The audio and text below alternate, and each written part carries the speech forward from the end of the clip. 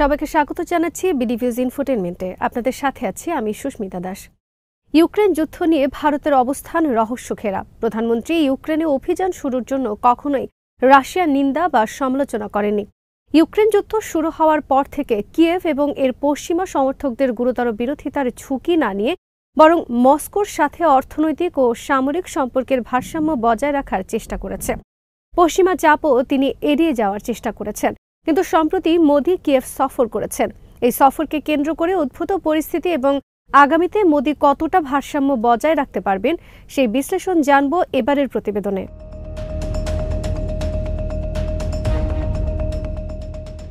Russia যুদ্ধ শুরু করার পর গত জুলাই মাসে মোদি প্রথমবারের মতো রাশিয়া সফর করেছিলেন।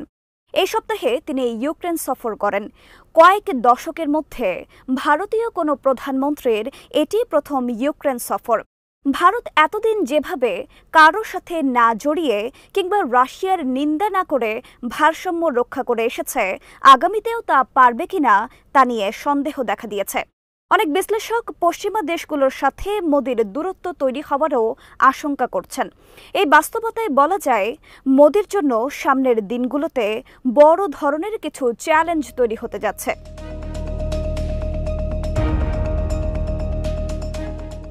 মস্কোর সাথে জ্বালানি এবং অর্থনৈতিক অংশীদারিত্বকে অত্যন্ত গুরুত্ব দেয় ভারত।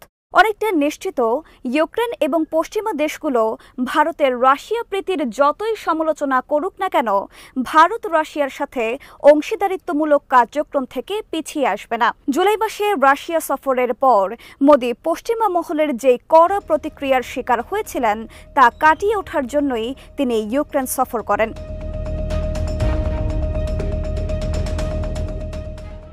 রাশিয়া সফরকে সে সময় ইউক্রেনের প্রেসিডেন্ট জেলেনস্কি হতাশাজনক এবং শান্তি প্রচেষ্টার প্রক্রিয়ায় একটি ধ্বংসাত্মক আঘাত হিসেবে সমালোচনা করেছিলেন মোদি। ভারতকে তখন শুধু ইউক্রেনই নয়, বরং ওয়াশিংটনও চাপ দেয়।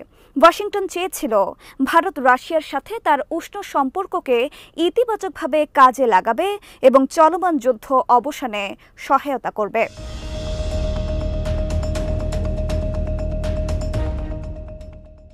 ভারতের জন্য পশ্চিমাদের এই প্রত্যাশা পূরণ করা সহজ হবে না, কারণ এখনো পর্যন্ত ভারত ইউক্রেনে অভিযান পরিচালনার জন্য রাশিয়ার কোনো নিন্দা বা সমালোচনা করেনি। এরপরও যদি মোদির ওপর পশ্চিমাদের চাপ অব্যাহত থাকে, তাহলে হয়তো তিনি প্রেসিডেন্ট পুতিনকে ইউক্রেনের প্রেসিডেন্ট জেলেনস্কির সাথে সমঝোতা করার কিংবা আলাপ করার জন্য অনুরোধ জানাবেন। তবে পুতিন সেই প্রস্তাবে রাজি হবেন বলে মনে হয় না, কারণ ইউক্রেন সেনারা এরই মধ্যে রাশিয়ার কুরস্ক অঞ্চলের অনেকটা ভেতরে গিয়ে অভিযান পরিচালনা করছে এবং রাশিয়ার সেনাবাহিনীর ব্যাপক ক্ষয়ক্ষতিও সংঘটিত হয়েছে।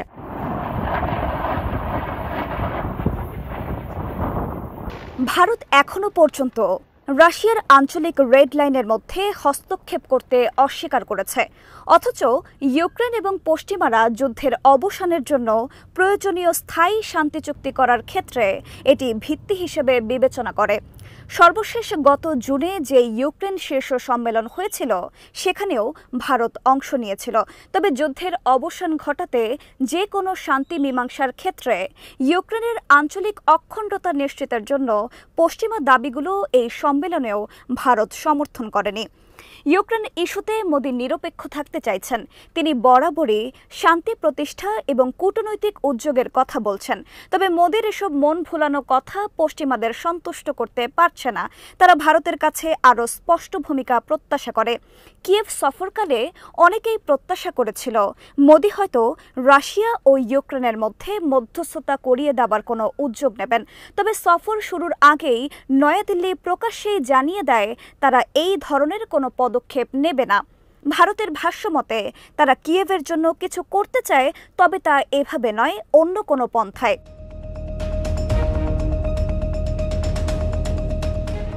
ভারত বিকল্প যেসব পন্থার কথা ভাবছে, এর মধ্যে একটি হলো দুদেশের মধ্যকার দ্বিপাক্ষিক স্বার্থ। ভারত কৃষি, অবকাঠামো, স্বাস্থ্য, শিক্ষা, প্রতিরক্ষা এবং অর্থনৈতিক ক্ষেত্রে ইউক্রেনের সাথে সহযোগিতামূলক কার্যক্রম পরিচালনা করতে পারে। তবে চলমান সংকট নিরসনে ভারত সমঝোতার উদ্যোগ নেবে কিনা তা এখনই চূড়ান্তভাবে বলার সময় আসেনি। আপাতত মোদির কৌশলে যেই পরিবর্তনটি এসেছে তা হলো তিনি কিয়েভে শান্তি প্রতিষ্ঠার জন্য সহযোগিতার হাত প্রসারিত করতে চান এবং একই সাথে ইউক্রেন যুদ্ধ নিয়ে আলোচনা করতেও তিনি আগ্রহ প্রকাশ করেছেন। ইউক্রেনের ভৌগোলিক অবস্থান ও সার্বিক প্রেক্ষাপটের কারণে ইউক্রেনের নিরাপত্তার ইস্যুটি ভারতের জন্য এজেন্ডা হিসেবে ততটা গুরুত্ব বহন করে না।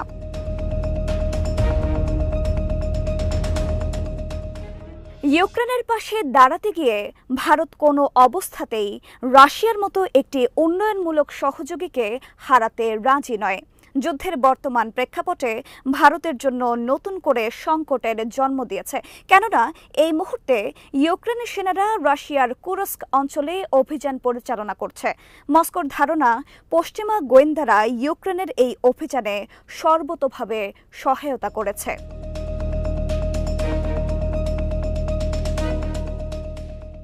ইউক্রেনকে যেভাবে আমেরিকা সমর্থন দিয়ে এসেছে তা যদি অব্যাহত থাকে, এ যুদ্ধকে কেন্দ্র করে তৃতীয় বিশ্বযুদ্ধের সূত্রপাত হতে পারে। ওয়াশিংটন এবং মস্কোর মধ্যে আস্থার ঘাটতি প্রকট হওয়ার কারণে ভারতও চাপে পড়েছে, কারণ ওয়াশিংটন ও মস্কো উভয়ই ভারতের উন্নয়ন অংশীদার।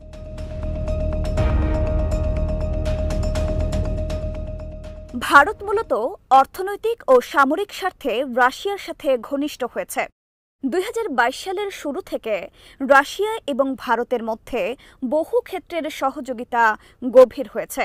বর্তমানে ভারত বহির্বিশ্ব থেকে যে জ্বালানি তেল আমদানি করে তার 40% নেয় রাশিয়া থেকে।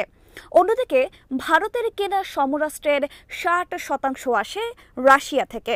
ভারতের অর্থনৈতিক সাফল্যের একটি অংশের ক্রেডিট যাবে তার কূটনৈতিক কৌশলের ওপর। ভারত এমন কোনো পদক্ষেপ নেয়নি যাতে রাশিয়ার বিরোধিতার বিষয়টি স্পষ্ট হয়।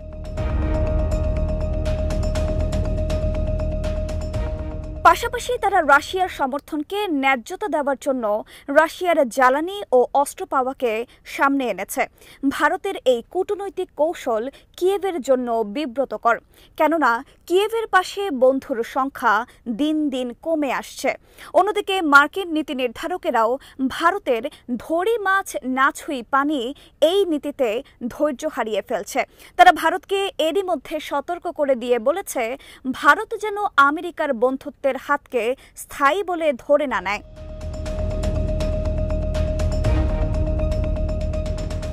ভারত কেন রাশিয়া ইউক্রেন ইস্যুতে ভারসাম্যপূর্ণ ভূমিকা পালন করছে তা ওয়াশিংটনকে বোঝানোর চেষ্টা করলেও তাতে সুফল আসেনি। ভারত স্পষ্ট করতে চায়, সব অবস্থায় যুদ্ধের মানবিক পরিণতির বিরুদ্ধে কঠোর অবস্থানে থাকবে। গত জুলাইয়ে ইউক্রেনে ক্রমবর্ধমান মৃতের সংখ্যা নিয়ে ভারতের নীরবতা বাইডেন প্রশাসনকে হতাশ করেছিল। এমনকি তারা ভারতের সাথে সম্পর্ক পুনর্বিবেচনারও একটি বার্তা দিয়েছিলেন। ইউক্রেন সফর করে মোদি কার্যত সেই টানা পোড়েনটি থেকে বেরিয়ে যাবার চেষ্টা করছেন।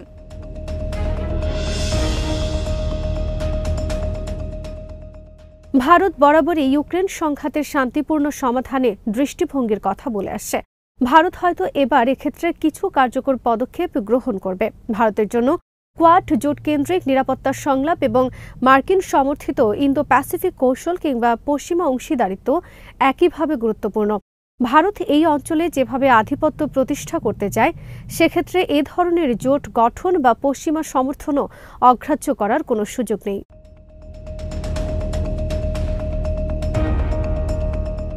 ভারতের উচ্চাকাঙ্ক্ষা দেশটির ভারসাম্যমূলক কূটনীতির সাথে সাংঘর্ষিক। রাশিয়া অবশ্য এর আগেও একাধিকবার কোয়াড জোট নিয়ে অস্বস্তির কথা জানিয়েছে। তারা দাবি করেছে, মার্কিন যুক্তরাষ্ট্র এবং তার মিত্ররা রুশ বিরোধী বা চীন বিরোধী নীতির ভিত্তিতে বিভিন্ন দেশ নিয়ে নতুন করে বলয় তৈরি করছে।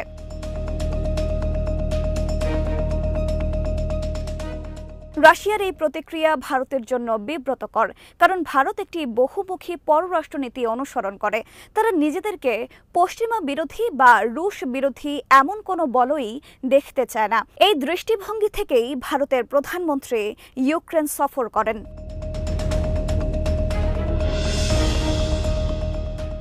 তার এই সফরের মূল লক্ষ্য পশ্চিমাদের আনুকূল্য বজায় রেখে ইউক্রেন ও রাশিয়ার মধ্যে যে কোনো একটি পক্ষকে বেছে নেওয়ার ঝুঁকিপূর্ণ পরিস্থিতি এড়িয়ে যাওয়া।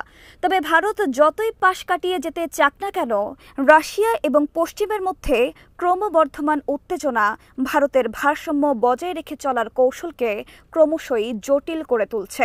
এমনটা চলতে থাকলে আগামীতে ভারতকে হয়তো চাপে পড়েই কোনো একটি পক্ষের প্রতি সমর্থন ব্যক্ত করতে হবে।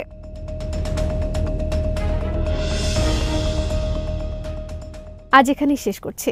সমরাস্ত্র প্রতিরক্ষা কূটনীতির নানা তথ্য জানতে চোখ রাখুন বিডিভিউজ ইনফোটেইনমেন্টে। চ্যানেলটি ভালো লাগলে সাবস্ক্রাইব করুন, সংযুক্ত থাকুন আমাদের ফেসবুক পেজে।